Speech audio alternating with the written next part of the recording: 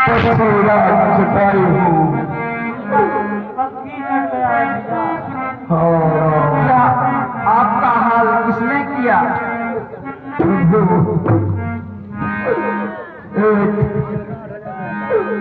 दुष्ट राक्षस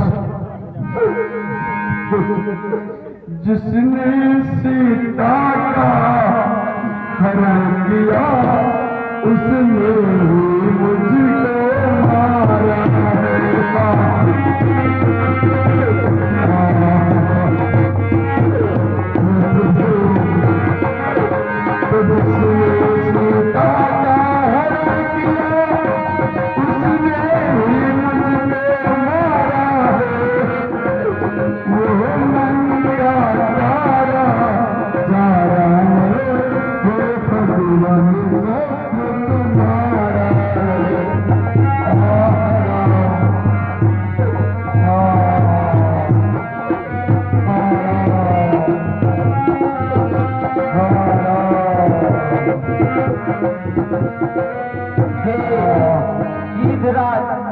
तुम धन्य हो।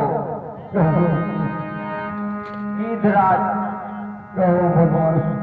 अच्छा जाओ हे ईदराज, जाओ परम धाम को तुम।